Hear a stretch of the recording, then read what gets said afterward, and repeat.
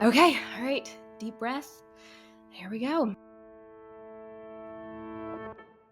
Hello and welcome to The Commonplace. My name is Autumn Kern, and whenever I start an episode like this, it means that I am not alone, which is true. I am joined today by a lovely guest. You are going to get to meet Bethany Douglass of Cloistered Away. And before I actually let her introduce herself, because I will allow a proper introduction, I actually want to tell you all that I have been following Bethany's work for almost 10 years. I found her blog back in 2013. I was a newlywed. I did not have any babies, but I knew we'd be homeschooling, and I stumbled somehow onto her website and had not really known anyone at that point who spoke about homemaking and motherhood and home education with such beauty and such an eye towards goodness, and in such a way that I was encouraged and not made to feel like I had to be just like her. And that is a very particular skill set, I think, when you are sharing on the internet. And I can say that it is why I am still reading Bethany 10 years later, now that I am actually homeschooling, and her kiddos are much older than they were back then. So she is here to share some wisdom with us because she has done what many of us young moms are hoping to do in homeschooling. So commonplace listeners know that we have been working through Mason's 20 principles this season. We started in January. We are almost to the end. We're almost on 20. We'll hit it, I think, in November. And so it's been a whole year of trying to get our philosophy in place. And I knew that I always like to bring in an older, wiser mom in the Titus 2 spirit to come in and help us figure out how to actually apply this into our real-time lives. What could it look like? How could we do this? Recently, you shared a lovely reel on Instagram, actually showing us glimpses of the 16 years that you mentioned. And it was in a reel, so you have a minute, but it was pretty remarkable because when you looked at each individual clip, it was fairly ordinary. Things like kids learning how to do math, playing cards, going outside, learning to drive, stuff like that.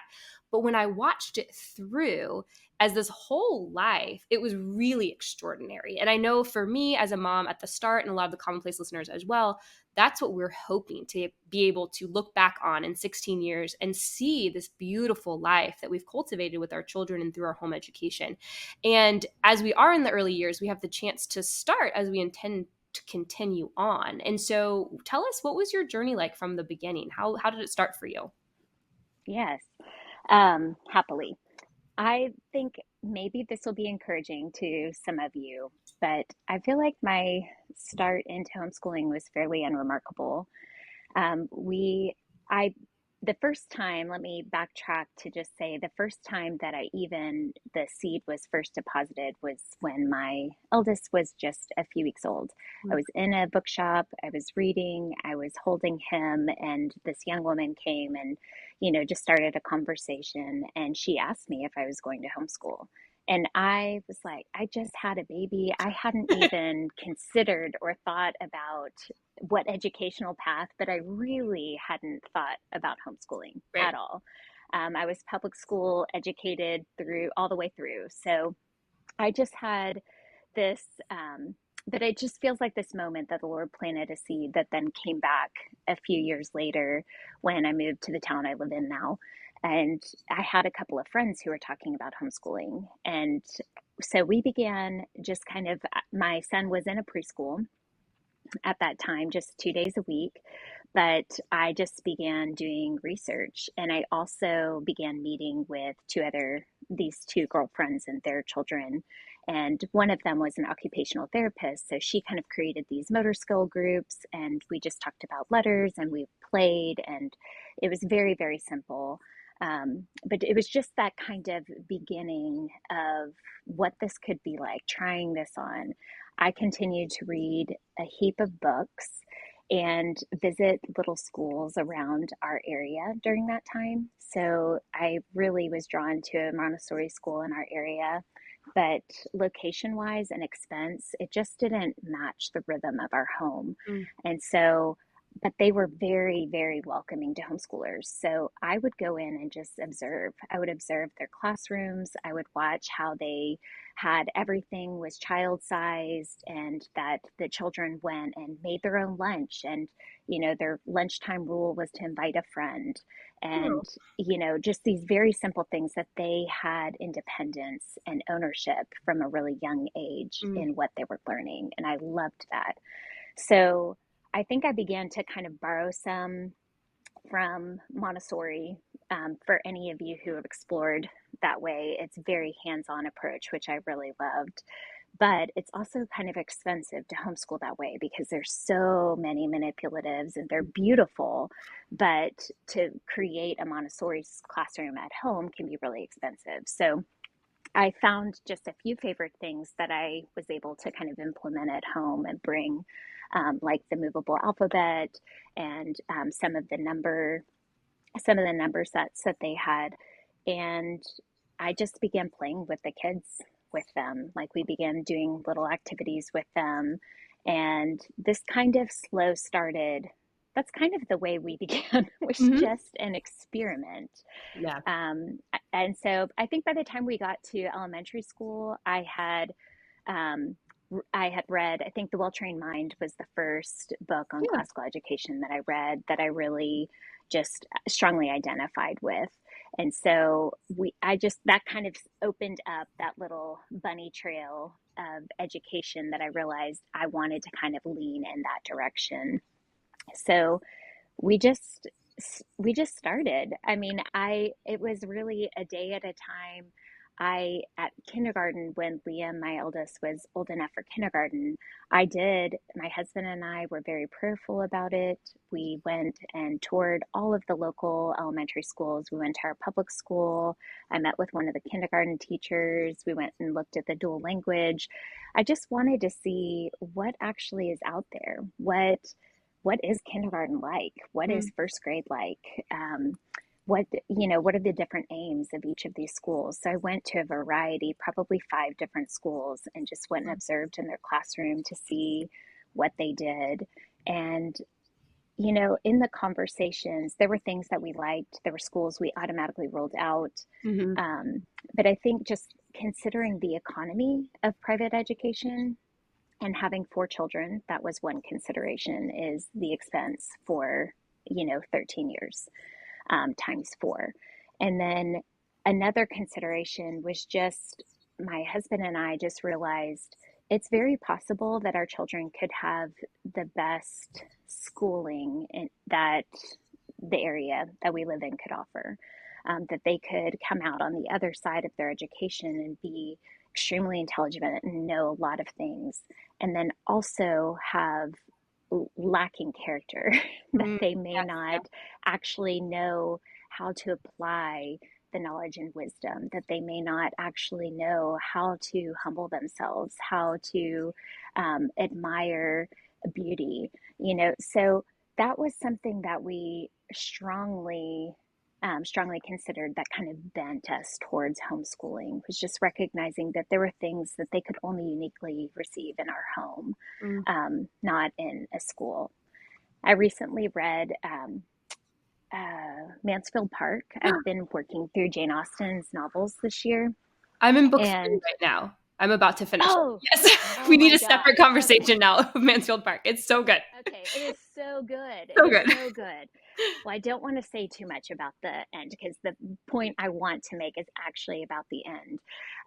But there's this point where Sir Thomas is grieving his daughters and his children. All of his children are grown into adulthood, and he's grieving the education that his daughters have had, that Mm. they've had the highest education, that you know, they've been trained in theology or in religion, that they've had everything that they can offer, and yet lack the ability to practice religion, that they lacked character, essentially, that they have no model of humility, that they don't know how to rule their emotions, and I think that was when I read that, I just marked all over those pages I'm because I sure. just felt like that was the warning that I think my husband and I felt at the very beginning, that it's very possible that we could have the best, according to some other standard, and yet our children could still severely lack some of the things that they need for life in Mm. terms of how to relate with other people and relate to the world. So that was kind of how we ended up on Yeah. this little bunny trail of homeschooling. for this It's still long. going. Yes. It's still going. Oh No man. one is as surprised as I am, truly. I do think I hear that quite a bit from moms. We're like, here we are. We've done it. Like we've done it all the way through. By the I grace of know. God, here we are.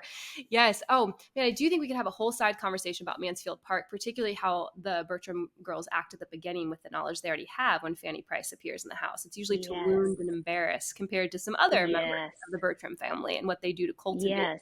care in Fanny and why she's so lovely. Anyways, that's a side note. I hope I dropped a little seed there for anyone who wants to read Mansfield Park. It's not It really is talked such a about in good Austen's read. novels, but I'm a Pride and Prejudice girl. Elizabeth Bennet till the end of time. Same. But Mansfield Park is genius. It is I so know. good. The Literary Life I podcast has know. a whole series talking about it too, so that's been excellent with Angelina Stanford. Oh, It's I been need to very good pay to listen attention. to. All right, we've totally gone off course. However, what I love about this is the homeschool moms and books, but what I love is that you were exploring around and really gathering what would become your underlying philosophy and principles. Because it's very easy to look at something like Montessori or Waldorf or Charlotte Mason and be like, oh, this is pretty. I like these things. I Mm-hmm. like the idea of these things. And you were really digging into, but why do they do these things? Why do Mm-hmm. they set up their classrooms this way? What is it trying to cultivate in a child? What should the atmosphere around a child be to encourage certain things? And so you were really starting to gather, I think, your principles there in a very natural way, which for a lot of moms, when they enter into homeschooling, it's because they're like, well, I want something for my kid. I'm trying to figure it out. And they will do the hard research. Moms will do that work to Yeah. figure out what it is for the care of their child. And I know I've just seen moms do so much in that regard. Yes. And I think So what's great true. is once you get that philosophy in place, then your circumstances can keep changing and those don't have to. You may grow, hopefully we're Yes. growing in wisdom and hopefully we're seeing the depths of what God is doing more clearly, but your ship is not just out to sea. When a new thing pops up on Instagram, a new curricula option pops up, you're not thrown by what your friend is doing. That's You're right. like, actually, I know what I'm set here, hopefully towards God's principles, hopefully towards what he calls good.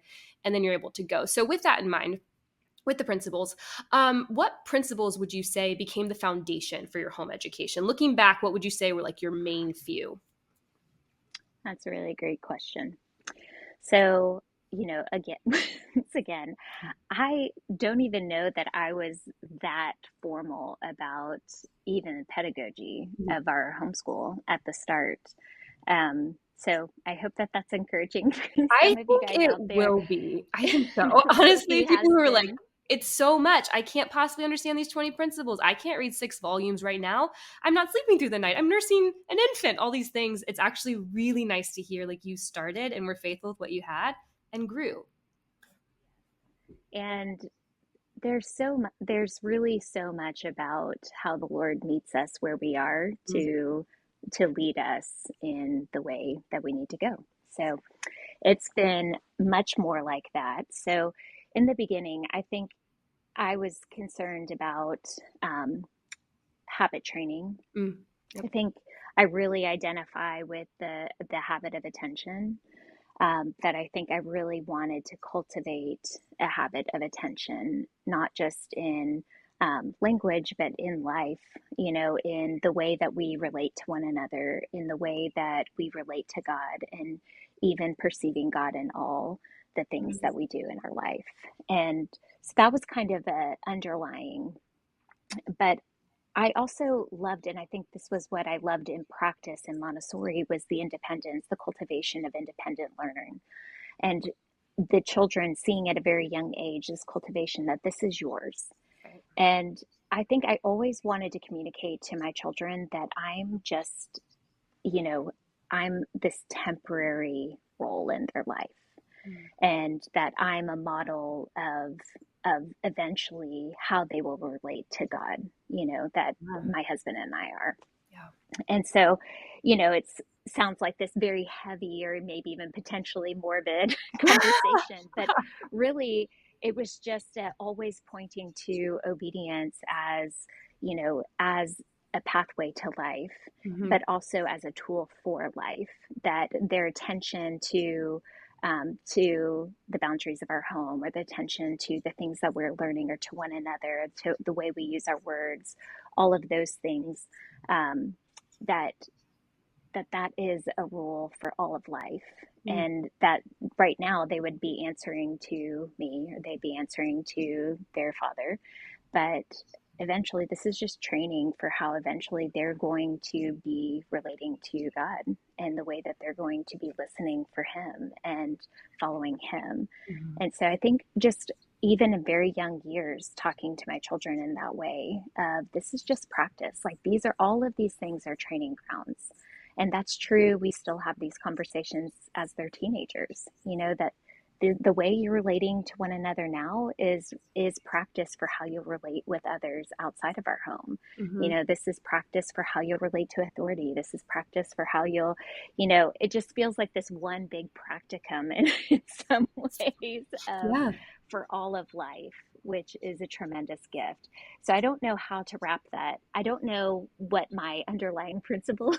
Maybe you can help me on No, what I think that's are. great. I think it's having a vision for what's to come and realizing that whether it's the early years or even as you're farther along in formal education, it's not the waiting room for life, but also Hmm. realizing that if you haven't worked out those muscles, you're not Yes.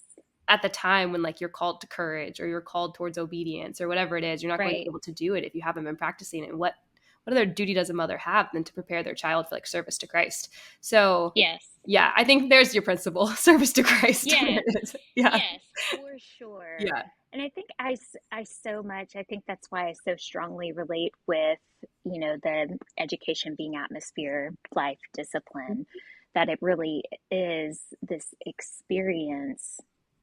It's all of it. It's Mm-hmm. not just about the curriculum. It's not just about our rhythm. It's not just about how we, what food we're eating, that it's all of it is actually making up our education. Mm-hmm. And so that was, I don't know, it's just tremendously beautiful, It is. It is. especially looking back. Mhm. Oh, yeah, absolutely. I feel like we have, as moderns, we do see education as something we kind of check into for a couple hours and you regurgitate on Mhm. a test maybe, and then you know the stuff and you go. So even if you do read the very best of books, if we just take education as a life and you have this great stack of books, but you have terrible home habits and you can speak to each other Mhm. really, and you can be selfish or you don't need to help clean up or whatever it is, or the atmosphere of your home is that your mom is kind of a big whiner and she's always a Debbie Downer or Mhm. whatever it is, Yep. that is just as impactful on the formation of a person, which is what education is Yes. about. And so I think that it is such a vibrant, expansive picture. It's so full when you start to bring in these Yes. principles. It really does grow. And I love the I idea agree. of practicing in these years, that each opportunity is one to practice. We've just started something called the Pajama Running Club at my house. And Oh, so I saw that. So precious. we now roll out of bed and run in our pajamas. Well, the older two and I do, to help with some wiggles. And also, it's been such a Yeah. treat. So I ran cross country in high school, loved to run long distance, and of course, you don't think about that as a mom. You're like, I need to fix this problem. And then as we've been on these runs, I'm like, what a gift to me from God to be able to be out here doing something I love with my kids. But I was Yes. talking to my oldest today who wanted to quit a little short of the finish line because it's Yeah. getting chilly here in Pennsylvania. And I was telling her, this is when you grow those muscles of determination and perseverance, because one day Hmm. hard things for God might be asked of you. And this is That's right. actually when we learn to push, to do that wisely and well. And I know there's nuance there on Yeah. like not being a martyr and different things, but we're talking to a 5.5-year-old. She's learning like, Right. actually, this is hard for me right now. And my muscles are tiny. And this is where I can start to push Yes. through. And so just even having you say that to me, I'm like, yes, good. Okay. I'm on the right track Yes. here with the running club, Yes. pajama running Yes. club. No, it's so, so true. Yes, it is so important. And I think anytime, I do think it's helpful, even though it does feel far off, I do think it's helpful to be pointing to the bigger picture. Mhm. I think anytime that they kind of can glimpse or get a peek behind the curtain as to the possibilities for the way that this little tiny thing can grow in Yeah. them, I think it's a tremendous gift for them Mhm. to be able to see, and it's motivating too. Right, because doesn't that speak to personhood? Like, be faithful with Yeah. little, because you will need to be faithful with much. Or even like Yes. we frequently will tell our kids or think like, I'm raising a man, I'm raising a woman. I'm not just trying to raise Hmm. a child forever, right? Like there is Right. a lovely thing before you as you grow, and that's what we're aiming for. So with that, with Yes. bringing all the philosophy in, kind of figure out how to do that in these early years. I know a lot of moms, I feel this sometimes, the burning question is, how do I keep to my principles and my ideals when my practicals seem really difficult? Now, you had four Yeah. young kids all at one time, so I hope you remember still what it was like. But between managing like mischief over in the corner during lessons or habit training what feels like 1,000 different habits all of the time from Yeah. every direction, it can actually just feel impossible once the day is going to really aim that high. So I would love to know how you built rhythms, how you actually Yeah. practically thought out what sort of hooks can I have in my life or pegs I can grab onto so my atmosphere actually breathes this philosophy I'm finding. Yeah. No, I think it's a really great question. So, um, let me see how to begin because it felt a little bit different in each season. But I Mm, do think that's where my attention as a mother, like to the needs of mm, our mm. home, even what you were just remarking on beginning this little running club in your pajamas because you noticed your kids need more movement, that they weren't able to do what they needed to do because they just needed to move. Right. So a lot of times building the rhythm began like that by just noticing the needs of our home, noticing the ages of our children, noticing the goals of what it was that I felt like we were supposed to be learning in that season.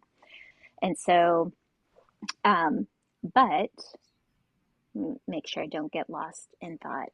I do want to say this one thing because I feel like so often, in our day to day, we just see this little like pinhole of our life. Mm, Yeah. We only yes. ever get this like little tiny picture. And sometimes it feels really good because that day has gone really well, or all the things that we had planned, or the experience, the kids' attitudes were great, or they really loved what we were talking about or reading or whatever it is. For Yep. whatever thing that feels good to you, that you're like, yes, I'm doing it. And then other days it's like nothing goes Mm-hmm. as planned. Attitudes are terrible, or you have to continue to stop doing what you're doing to address hearts and character or words, or you don't feel like making dinner, or you don't feel like doing, it's like there's a million reasons that things don't go. But I think what is encouraging about the reel that you mentioned, or any time that we get to step back and see an accumulation of days together, is that we see, oh, well, this little pinhole is just one little part of the story. There's a million other things that are happening than what we see. Mm-hmm. And so I actually was thinking about, there's this part in Mere Christianity where Lewis is talking about how, he's inviting the readers to imagine that they're a house, Yeah. and how, God comes into the house, that he's starts cleaning up all these different things. You're acknowledging, oh, that's good that he's care of that because that needed to be done. But then start to get painful and he starts taking out walls or building things out, in directions you Right. didn't. And, he culminates with the point that we really thought he was going to build this nice little cottage, but in 10, he wants to build this cathedral, Right. and he wants to come in and inhabit us. And I think that is such a true picture for our homes too. I think of that also in homeschooling, and that we are cultivating atmosphere for the Lord to inhabit. And there's something about, our limited perspective, that when the pain points come, that we automatically tend to associate that as bad, Mm, as a lack of progress, or that, things aren't going as planned. And that's because we can only see like this, right. we can only see that moment at hand. But what we don't see is all the things that the Lord is building in our homes that we don't see. The things that he's building in our children, the things that he's building in us, the ways that he's inhabiting our home by all the interruptions, in all the pain points.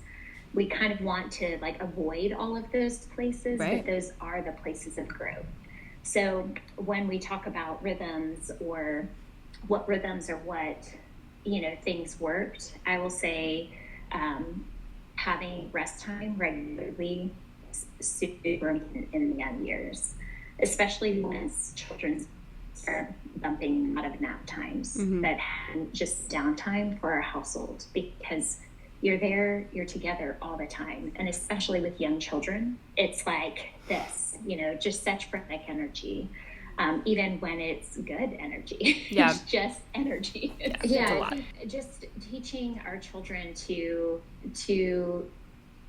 rest, like to be comfortable on their own, even when they're in the presence of other people, or family members, I guess I should say. That was very restorative for me. So that was a really important point. But I don't know. I might be going off track here. So no, you're actually leading in to the next question that I really want to ask you. So you're right on track. When you look back, what do you think are the most important practices for a mom to focus on in the early years? Whether it be something like that rest time. So whether it's for mom, like habits for mom to kind of, whatever we do sets the atmosphere and tone in our home. So what kind of seeps out of us, or not seep sounds like such a negative, gross word. Whatever comes out of us, out of our hearts. And then for your children, what kind of practices do you think are the most important for moms to take from this in the early years? Yeah, also very good questions. So I just always begin with rest. I just think so much begins with rest, like the habit of Sabbath as a family. But then also having like I like to think of them as micro Sabbaths in a day, just a place of restoration and a place of like having that cycle in your daily. So for me, often it would happen in the morning. Yeah.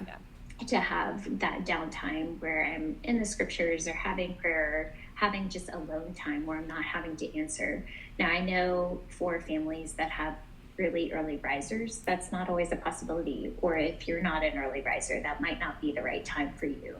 But I think finding a way to set a prayer to actually train our children to enjoy quiet time and is becoming a lost art in the adult world. Yeah. But it is so, I think it's essential to how we listen when we're in noisy places or when we're learning or when we're together. So that was something that was really important. I think as a mother, it was very important for me just to have that time, downtime, but also I think really important for my children, even the most extroverted children. So that was one. I think sometimes as mothers that we can feel locked into our list, or we can feel locked into what it is that we feel like we need to be doing, or the way that we see somebody else doing something, and we hold back on our own gifts, like our own interests even, and that is, I just think the Lord gave you the children that He's put in your home. And so the gifts that He's put in you are meant to actually be enjoyed by your children too. So I think sometimes in the homeschooling journey, just bringing what you love to the table. I just love beautiful things and beautiful experiences. So even when my kids didn't care, or even if I knew that some, tea time or some, flowers or whatever it was, that something would be taken down in a heartbeat. I didn't care, because it was something that actually made the experience more enjoyable for me, which then I think likewise made it more enjoyable for all of us. Um, but I think on a practical note, so I just want to encourage people, just always bring what you have to the table, bring what you love, and because that brings life to what you're learning in any capacity. I think in terms of more practical things, just you mentioned earlier, this might have been before we were recording, but you mentioned just having magnet tiles out or something. Yeah. I always had just tons of little busy hand things that only came out at certain times. Little baskets that would come out for certain activities when I needed my children to be more attentive, especially once there were more of them. And when my youngest was little, she's still very busy, but she was very busy as a child all the way from little all the way up. So we actually would homeschool in a room then, so I could close the door. Because Yeah. that way, once I was in the middle of doing something, I knew she was in the room no matter what. It was, I've got pictures of her covered in lipstick, where she had gotten into my bath.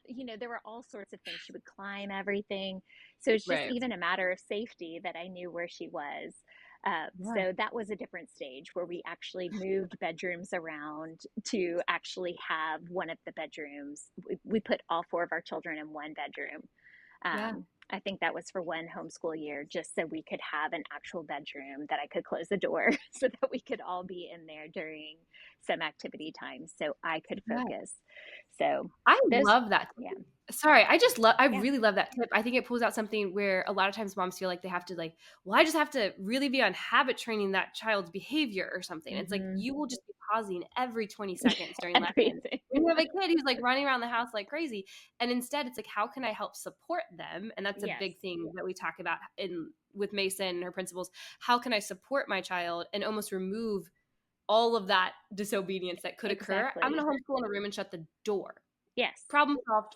That's yes, the fix, not I'm going to start trying to habit train 800, you may not do this. It's all at once, you know? I yes, just love yes, that tip because it's like, how can I anticipate my child, their needs, and then how do I support them, which does help their will, helps them obey, shows them what are boundaries. Oh, I just love that tip.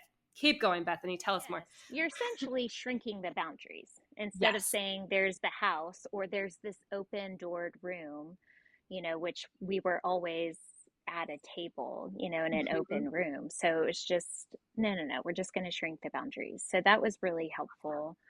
Um, Also, in different seasons, as another practical thing, in different seasons, like I had a college student because we live in a university town. I had a college student come for 2 days a week just to help in support. So I just Mm. always felt like she was my assistant, and I would just think ahead in my planning what support I needed. Yeah. Sometimes it was, grocery shopping, or sometimes it was, hey, can you read with this person? Some people have access to grandparents or Right. to neighbors who can trade. So however you can find an extra support, but I think sometimes not to have any shame surrounding that. Yeah. If you need help or if you have access to it, use it. Take advantage of It's a great. any supports along the way that you can. Yeah, those are wonderful. I really Yeah. like those. Particularly that last one, I think there can be a lot of shame involved. And I don't know if I wouldn't put all of the blame on social media, but I do think there's a growing homeschooling presence on social media. And I think it's really Mm-hmm. lovely. It gives women a vision, some ideals, maybe some starting philosophy and principles, and can really help bring something that is like this far off idea of homeschooling to life in front of them, right? They can see it in images and it's really beautiful. But then I also think there's always the part of you don't know what's going on behind the squares. Even if the Yes. squares are truthful, they're only two-dimensional. You don't really Yes. know everything that's happening. And so having something like help can feel like, well, no one else seems to need help or anything, but rather to see it as a gift. Like, thank you, Yes. God, for these extra hands Yes. for these hours or whatever it is, and how that can really build into also give you that margin of rest, which is Yes. really important because we don't work so that we can just rest indefinitely, but we have these gifts of rest from God so that we can continue on in good work and Yes. continue serving our family, which is a lot when you are also the teacher. You Yes. know, we joke like we're I actually just with know. our kids 24/7. Like they're That's always right. here. And That's so right. there isn't like, post school drop off time to just read your Bible or read a book or whatever. And so I Right. think that's such a good thing to hear, particularly from a mom who has done it. Mm-hmm. So in that vein, thinking about social media and how that comes to play for the mom now, which, Mm-hmm. like you were saying, you didn't hop on Google to find out what kind Mm-mm. of pedagogy you wanted or what curriculum you were going to buy at the beginning. Things have really shifted for my generation. And so one thing that I mentioned earlier that I've always loved about your work is that it points to something outside of you. It Mm-hmm. shares the practicals of your life. It shares glimpses of your life so someone can see how this might be implemented. But I've always felt like you're pointing out towards truth, goodness, and beauty, even when I didn't have language to explain it that way. Mm-hmm. That's what I think it's been. And so when we think about making our principles practical, one thing that comes into play is that we are loving particular people. We are serving particular children. And Yes. so the way that we might both take a philosophy or a principle and apply it is going to look very different. I mean, it's Yes. different between the 4 kids you have and the 3 kids I Mm-hmm. have, but especially each other's homes. We have different husbands, Mm-hmm. we have different ways of doing things, all that. And I think that it's easy to forget that we are loving, unique individuals, and even bringing in Mm-hmm. your idea of like, what are your gifts as a mom? I loved that. Like, let that be a Mm-hmm. delight to your kids. And instead, we think, how can I copy and paste Yeah. what I've seen on the internet because that looks amazing, and I just want that here.